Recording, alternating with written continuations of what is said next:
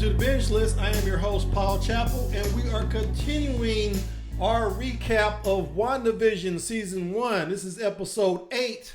It is called Previously On, and it's an aptly named episode because we get everything answered in this episode. And I was exhausted after watching it. They really should call this the exposition episode because everything was about the stuff we were all wondering about all season long. So where do we start? We start in Salem, Massachusetts. And I'm like, oh my God, the Salem witch trials. But they kind of turn that on his head. Agatha Harkness is being tried by her coven for violating some unwritten rule about getting power above your station and age or something. One of the accusers is her mother. So I'm assuming she's not the 10,000 years old like in the comics. They're going to go with her being more in the range of 300 plus years old. The Salem witch trial that's going on in this episode happens in 1693. And she looks like she's in her 30s, as she does in the other episodes. So I'm just assuming she's plus 300 years, maybe about 350 or something like that. So that would make sense. Okay, so we find out very quickly that Agatha can kind of imprison Wanda in her basement because she's put up some enchantments in the basement. Enchantments that she's puzzled that Wanda doesn't know about. And her whole motive in this episode is to find out why Wanda has all this great power, why she can do stuff that even Agatha hasn't been able to do in 300 years, why she's able to do this without even knowing spells. That is the thing that fascinates Agatha. Agatha didn't actually cause Westview, as we see in short order. It was Wanda. Agatha was only attracted to her power, but we will get to that. The first thing that we see, they walk through Wanda's history, and we go back in time to when Wanda was a child, when her parents were still alive. Her parents had a TV night, and guess what? They were watching on TV night. That's right. They were watching all these old American sitcoms. Some not so old, because if you look, here's the first Easter egg, I would say. Her father has a suitcase full of DVDs or Blu-rays or something of the sitcom. He has I Love Lucy, Bewitched, even Malcolm in the Middle. So this happened in the early 2000s, I guess. That would make Wanda pretty young, in her mid-20s probably. And then there's even the Addams Family. There's Who's the Boss, I Dream of Jeannie. They ran the gamut in this brief shot here. So now we know why Wanda is so obsessed with the sitcoms. It takes her back to her childhood when her parents were still alive. Also on TV night, they were only allowed to speak English. So now we know why Wanda can speak English so flawlessly. She learned it from her parents. And then we see what they're actually watching. It's as you can see here, it's the Dick Van Dyke Show. This is a callback to the first episode of the season. That whole scene where the beds are separated, as they used to do in these 50s sitcoms. There was actually no sex in the 50s. Babies were brought to parents by a stork. I mean, that was the whole thing back then, right? The lie that they used to tell kids. So we got that. Then we move on to later in the scene where her parents are actually killed by an explosion. There's I think her mother looks outside and sees soldiers fighting in the street. I don't know why they don't just bunker down somewhere until the fighting's over, but they go ahead and watch the television show. There's an explosion, apartment buildings leveled, and we see that scene that Wanda only talked about in Age of Ultron, and the reason, of course, why she hates Tony Stark is because she sees a Stark missile land in the living room and it doesn't explode. She doesn't know it's a dud. Her brother doesn't know it's a dud, but they stare at it for 2 days before they are rescued. So she has this hatred for Stark. We move forward. She is working with Hydra, and Hydra is exposing her to the Mind Stone, which they got from, I guess, Loki's scepter. It was a different color, though. I still don't understand why they didn't just have it yellow the whole time, but it was blue. Wanda approaches the scepter, and the Mind Stone actually breaks out of it and flashes, and Wanda falls down, I guess.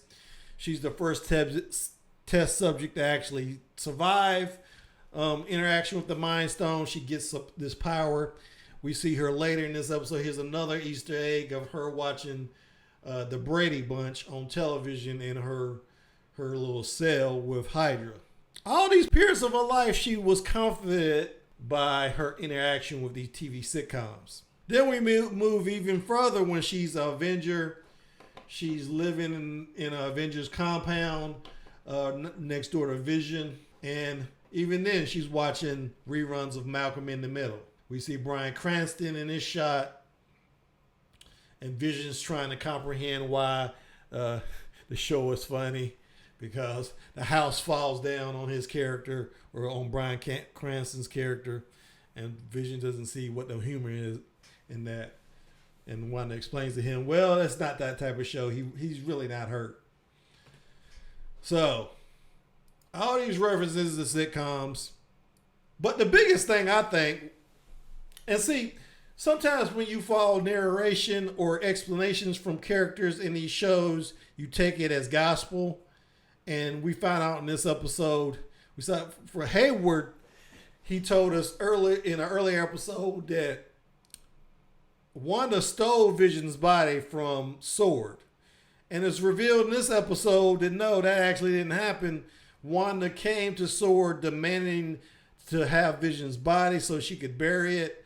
Hayward refused because, as he says, the vibranium in Vision's body is worth in excess of $3 billion. So we find out coincidentally why the Black Panther is so wealthy. T'Challa. Because Wakanda has so much vibranium. And look, Vision's body is worth $3 billion. Just imagine if you had more than that amount, whatever that is. Oh my God, he's probably a trillionaire. I think it has been established that T'Challa is a trillionaire. So even richer than Tony Stark. So yeah, I like that explanation. I also like the fact that we learned that Wanda didn't even steal Vision's body. She leaves. So that was crazy, right? And then what does she do? She drives to Westview, and we see in this shot that she has a plot of land with her name on it, as you can see down here. Wanda Maximoff and Vision grantee, and somebody drew a little heart on it, to grow old in V. That's, of course, Vision.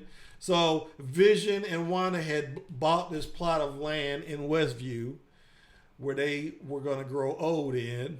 This is why Wanda chose Westview.